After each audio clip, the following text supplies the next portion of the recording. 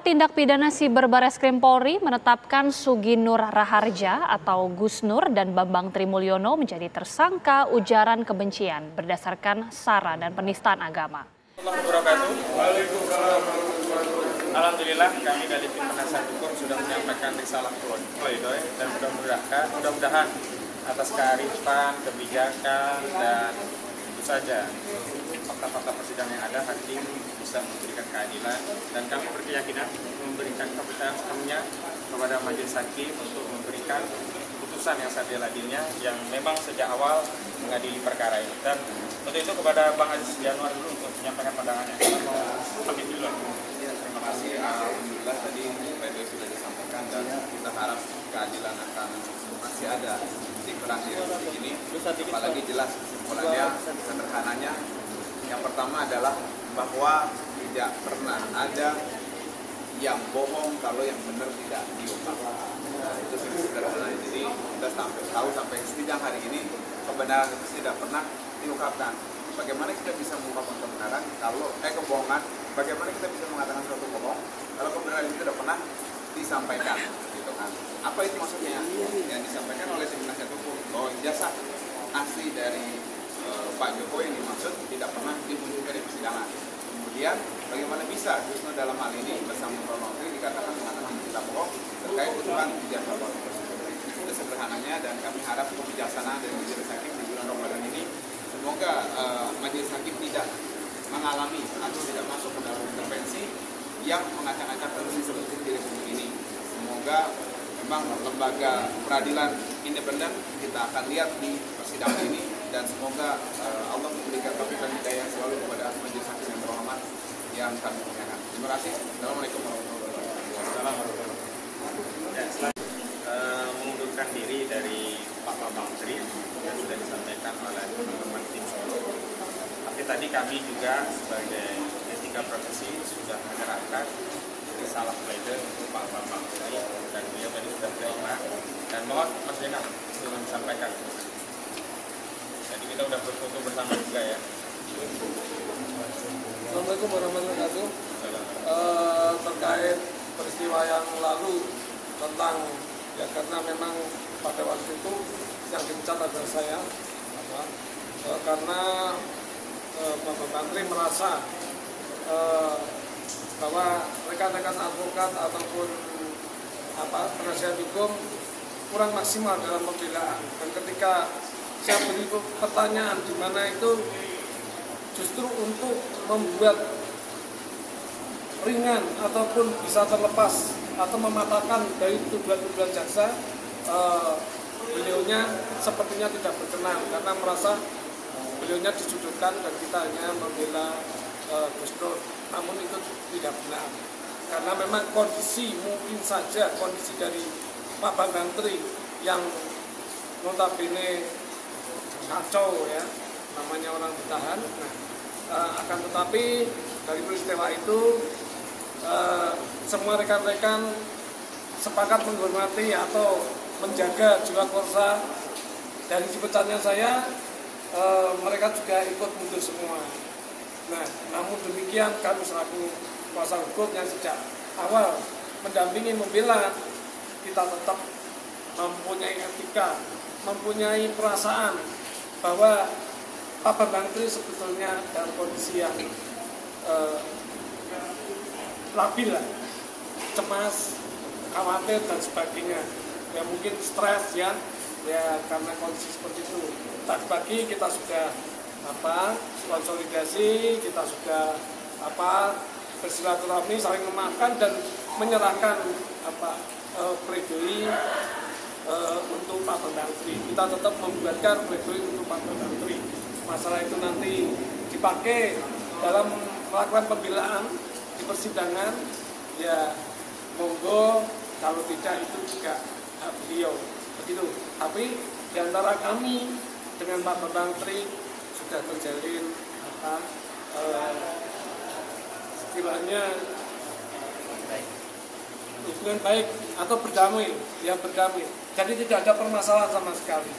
Dan kita tetap selaku PH tetap mendukung Pak Bambang Tri dengan bukti bahwa kita juga tetap membuatkan pledoi untuk bisa meringankan beliau. Demikian dari saya.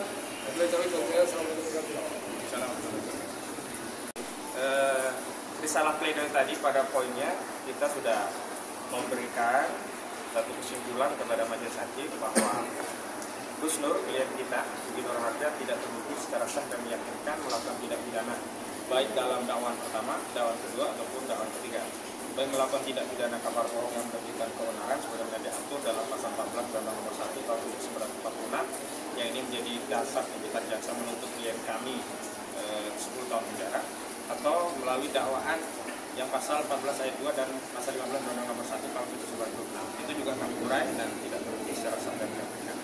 Nah, dua pasal lainnya, pasal ITE dan juga pasal penodaan agama, meskipun tidak dijadikan dasar tuntutan jaksa dalam tuntutannya, kami juga tetap menguraikan dalam risalah pledoi bahwa pasal 28 ayat 7 untuk 45 ayat 2 Undang-Undang Nomor 19 Tahun 2016 perubahan Undang-Undang Nomor 11 Tahun 2008 tentang undang-undang ITE, jadi yang berkaitan dengan menyebarkan kebencian dan permusuhan kepada individu dan kelompok masyarakat berdasarkan syarat juga tidak terbukti secara sah dan meyakinkan.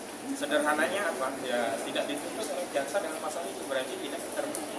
Dan memang pasal ITE itu harus ada bukti bisa diakses sesuai dengan ketentuan pasal 6. Ya, dapat diakses dan dapat ditampilkan secara utuh link ya, yang menampilkan YouTube itu. Dan kita tahu sejak awal sampai akhir persidangan link itu tidak bisa diakses. Jadi ya tidak bisa atau tidak terpenuhi unsur menyebarkan. Nah, kalau unsur menyebarkannya tidak terpenuhi, berarti unsur yang lainnya tidak penting lagi untuk kita bahas. Sehingga kita tadi juga dalam masalah pembelaan sudah kita sampaikan pasal 28 ayat 2 Undang-Undang ITE itu tidak terbukti secara sah dan meyakinkan. Nah, ini juga dikonfirmasi di mana jaksa selain tidak menuntut juga kemarin tidak mendatangkan ahli ITE. Dan itu kami sudah membaca, oh kayaknya jaksa nggak akan pakai pasal 28 Undang ITE karena ahli ITE-nya nggak dihadirkan. Dan pasal penodaan agama sederhana, kenapa tidak terbukti? Karena tidak ada ahli agama dari MUI yang hadir, yang memberi keterangan dalam persidangan. Karena menurut Dr. Mompang El Pangabean, Profesor Dr. Mompang El Pangabean, termasuk juga menurut Dr. Muhammad Taufik Saeha, ahli agama yang berkaitan dengan mubahalah ini ya harus dari MUI, dan MUI tidak hadir. Jadi ada dua alasan. Yang pertama, karena tidak dituntut berdasarkan pasal penodaan agama, jadi ya tidak terbukti secara sah dan meyakinkan melakukan tindak pidana penodaan agama. Yang kedua, ya karena tidak ada ahli yang menerangkan unsur pidana ini terpenuhi, apalagi Kiai Haji Misbahul Munir menerangkan kalau tidak ada niat ya tidak terpenuhi. Dan Gus Dur berulang kali dalam pemeriksaan dan beberapa komentarnya terhadap pemeriksaan saksi-saksi yang lain itu menyatakan bahwa dirinya sebagai muslim tidak pernah ada niat untuk menodai agama. Ya aneh kan, masa orang beragama Islam mempraktikkan membahala kok niatnya mau menodai agama. Secara keseluruhan kami yakin, ya, optimis bahwa Gus Dur tidak mengedarkan kabar bohong atau setidak-tidaknya tidak turut serta mengedarkan kabar bohong. Kenapa? Ya kabar bohongnya kan ijazah palsu. Bukti itu ijazah palsu itu kabar bohong harus dihadirkan ijazah asli. Sementara ijazah aslinya tidak ada, tidak pernah dihadirkan. Nggak tahu ya apakah tidak ada itu hal yang lain. Bisa saja Pak Jokowi punya, saya tidak tahu. Yang jelas di persidangan ini tidak dihadirkan. Karena bukti yang diterima itu adalah bukti yang dihadirkan di persidangan, bukan bukti yang diadakan melalui press conference, misalkan press conference UGM, press conference atau pertemuan dengan alumni itu tidak bernilai. Yang bernilai hanyalah di persidangan. Sementara di persidangan tidak ada satu lembar pun ijazah asli yang dihadirkan oleh jaksa untuk membuktikan adanya kabar bohong ijazah palsu. Dan yang paling sederhana lagi sebenarnya kan kalau mau fair, mau mudah, itu menurut Dr. Muhammad Taufik ada bukti lain. Dokumennya ini apa? Melalui proses uji laboratorium forensik. Jadi dokumen laboratorium forensik yang menerangkan bahwa ijazah SD, SMP, SMA dan juga S1 UGM identik misalkan dihadirkan di pas persidangan, itu juga bisa menjadi bukti, setidaknya bukti bahwa ijazahnya ada dan asli.